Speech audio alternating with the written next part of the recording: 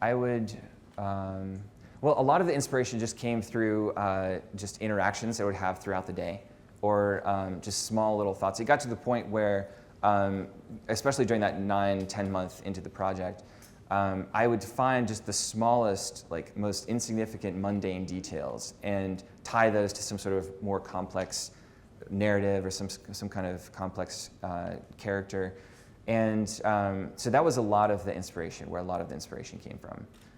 And then just in terms of like other activities, like going for a run or something like that, just like getting out into a park or like biking or something like that was what I went to.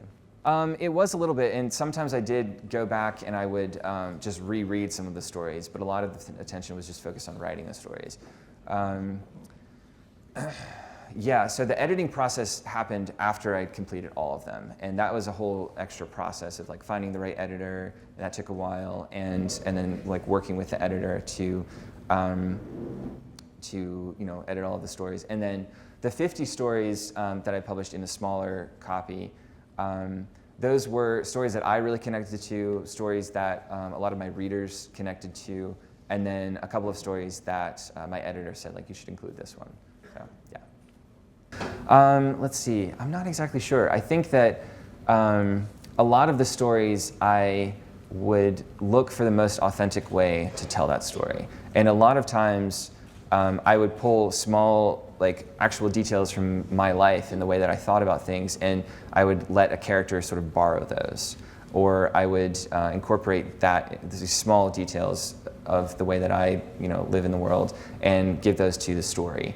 And so I think a part of it is just being authentic with with your creative work. Is like, don't be afraid to like share details about your own life necessarily in what you're working on in a creative sense. So, and that's a difficult struggle, because you have to be very vulnerable. And not all of my stories were, like most of my stories didn't include any of my real life, but some of them were inspired by them. And so it was very much a mix of like fiction and a little bit of nonfiction, but it helped because I think that when people read a story that has something real in it, and if the author or the creative person, the designer, really feels that it's true, then the audience will really feel that it's true as well.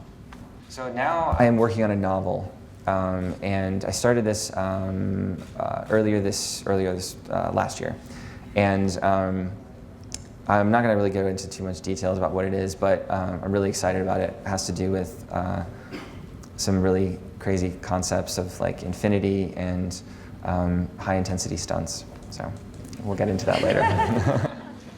Yeah. So that's a good question. I think it works differently for each person. Like some people are much better at just standing up and telling a story, and then you could write it down later or record yourself and write it down. For me, I really had to sit down and get all the words out into like a Word document. I have a problem with writing. Oh, okay. Because English is not my first language. So. Okay. Yeah. So in that case, I think it's.